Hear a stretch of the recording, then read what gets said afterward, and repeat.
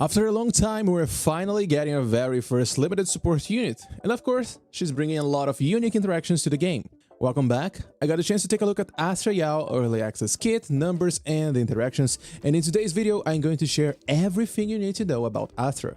But before we begin, I just need to remind you that all Astra footage and numbers used on this video comes from the test server, which means they are not final and could change on the official release. Let's jump straight to her kit, and to be more specific, let's talk about her special skill. You can either tap it or hold the special attack button to pull enemies and increase the damage. Using it will trigger a quick assist and Astra enters the idyllic cadenza state, increasing all of your squad damage and crit damage. In this state, you cannot move besides dodging and dashing, but all of your attacks will trigger a quick assist. You can exit the state by holding down your basic attack or your dash button, but honestly, that's the last thing you want to do. That's because during the idyllic cadenza state, swapping to another unit won't remove Astra from the field. She's going to stay invulnerable while you control another unit. Every 25 energy will become 1 cord, and you can easily see them by looking at this indicator here. Using any chain attack or any kind of assist will consume 1 cord to deal some extra damage to the enemies, and as long as you have cords, you can also trigger quick assist every few attacks from any unit on the field. And if you use it while it's with this blue aura around it, you can trigger a precise assist, which triggers even more damage from Astra to the enemy. Basically speaking, that's your core gameplay, leaving Astra singing in the background and just benefit from all the damage and buffs she's going to give you.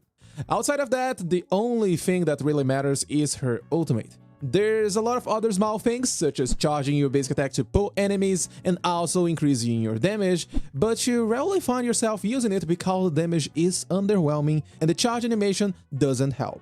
Dodge, dash attacks, and assists are pretty much pointless on Astra, so no need for you to think about it. Especially because you can't even trigger her evasive assist while she's on the field. Chain attacks has some really interesting damage, especially because of all the attack you're going to stack on Astra, so I highly recommend you using it on every chain sequence. Not to mention, it also helps you generate decibels so you can get access to your ultimate. Her ultimate is insanely good and brings a lot of unique things to the game. It deals a good amount of damage, but also heals all of your squad members by a flat value that scales with your skill level. But the most unique part comes now. The next 2 quick assists will be replaced by chain attacks. The DPS difference between a chain attack and a quick assist is so huge that this alone can make your DPS increase by quite a lot. Also, it has a lot of cool interactions, both on the good and also the bad side. For example, you can use it to refresh G1's additional ability, which gives 30% crit rate for her, but at the same time, you can't activate Starlight Engine because you're not going to do a quick assist. You're doing a chain attack. In any case, this is far from a problem because you can easily trigger another quick assist by using Astra's cords. Another cool interaction here is the fact that defensive and evasive assist won't consume your free chain attack from Astra's ultimate. This way, you can save it for later in case you need to refresh something, such as Ju-Yuan's additional ability. And now let's talk a bit about her core skill.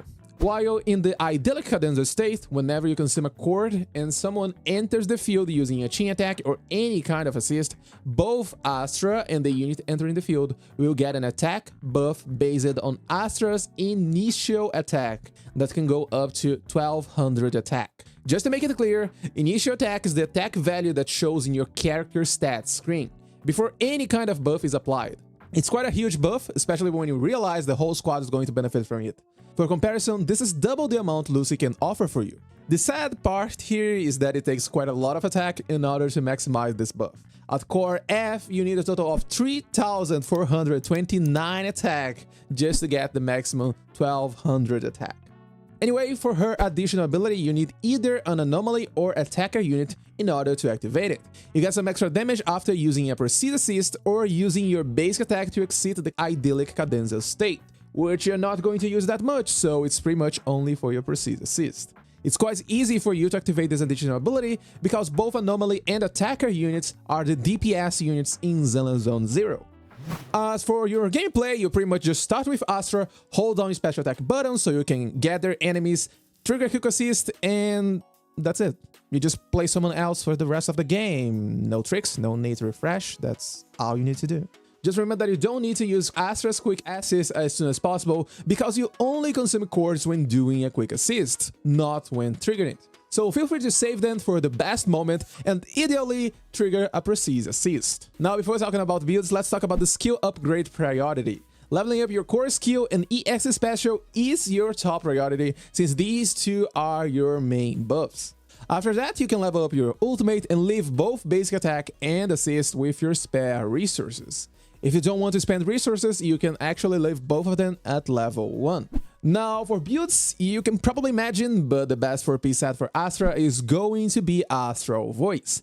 With the amount of quick assist she enables for your team, it's really easy for you to keep this at maximum stacks and give 24% damage for the unit entering the field. Pair that with Astra's Idyllic Cadenza buff and you get a total of 44% damage.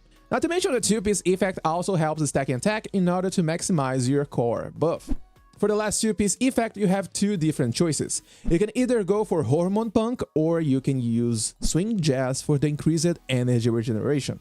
Hormone Punk helps in case you can't get enough attack from substats, but energy regeneration sources are quite scarce, and since cores enable quick assist and also deals damage to enemies, energy regeneration can help Astra quite a lot. But your top priority should always be maximizing your attack buff. For these stats, honestly, you don't have a lot of room for anything besides attack. For all the 3 slots, attack is your first choice, but if you have enough attack, then replacing disc 6 with an energy regeneration disc is your best choice. If you still have enough attack, then either a crit rate or an ether damage disc can help increase your damage, but at least one of your discs will end up being attack, due to the requirements of her core skill being really high. For substats, as you can guess, attack is your top priority, at least until you get enough attack to maximize your attack buff. After that, look for some crit rate followed by crit damage, flat attack, flat penetration, and lastly, anomaly proficiency. Now for the fun part, let's talk about weapons. It might come as no surprise that Astra's signature weapon will be the best option for her. Since limited weapons have higher base attack than other options, not only will it help to hit the attack needed, but also provide some energy regeneration and damage buffs for your team. You can easily keep this buff with 100% uptime, so that's plus 20% damage for your whole squad. All signatures synergize quite well with Astra's Quartz, since they are considered to be an EX special, but the buff only lasts for 2 seconds, so you're not going to use it that much. For the same reason, you can also use Sokaku's signature. It gives attack, so you can run energy regeneration on slot 6, and as long as you get around 2.5 energy regeneration per second, you should be able to keep this buff with 100% uptime.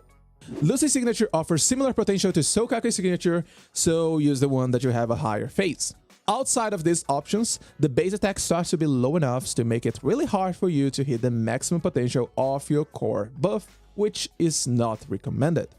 Now let's talk about Astra's Mindscape. Mindscape 1 reduces the enemy resistance to all attributes by a total of 18%.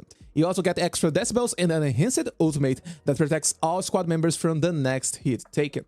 Mindscape 2 is a really good upgrade for your Astra. The wording might not be that clear, but it actually adds a flat 19% to your buff scaling, meaning that instead of 35% at core F, you get a total of 54% of your attack as a buff.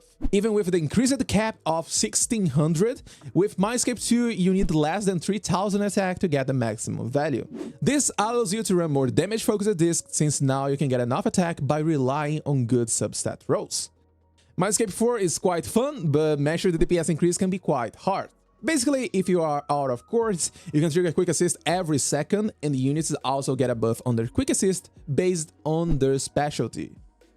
Mindscape 6 pretty much turns Astra into a DPS unit that will stay in the back line. Pairing 80% crit rate with all the buffs and extra cast from your cores, you can deal some interesting damage without taking field time from your other DPS units. When it comes to pull recommendations, I would personally recommend you going for Astra signature before pulling Mindscapes.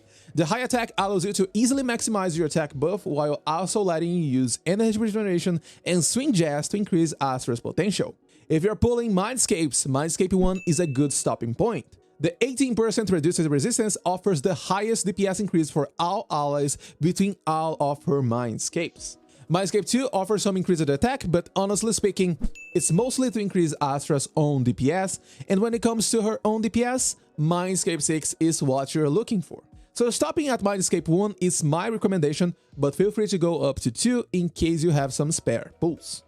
Astra can easily fit in a lot of team compositions, especially because both attack and damage can be utilized by any DPS in the game.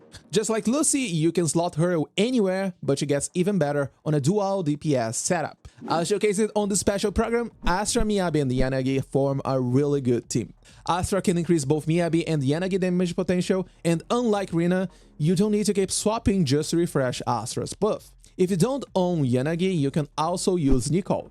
She increases both Astra and Miyabi damage potential, and you can even build some anomaly stats on her to trigger disorders. G1, Soldier 11, and Harumasa can easily benefit from Astra's ultimate, which replaces quick assist with chain attacks, allowing all of them to activate buffs related to their chain attack. Jane can also benefit from this effect, since her chain attack triggers Passion State and it has a really great build-up. You could run Jane, Seth, and Astra and buff Jane with a lot of stats. As for Bangboos, Astra highly benefits from energy regeneration Bangboos since it allows you to get cords faster, so you can use Butler or Bursher. But Snap, the Bangboo from Stars of Lyra, has a high synergy with Astra, giving your DPS units increased damage. The additional ability can only be activated after Evelyn's release, but it's a healing-only effect and something Astra will already provide for you. So, not a huge deal. And that should be everything about Astra. Remember that you can join the Discord server not only to send your questions, but also join the community. As usual, thanks for watching, have a beautiful day, and I'll see you in my next video.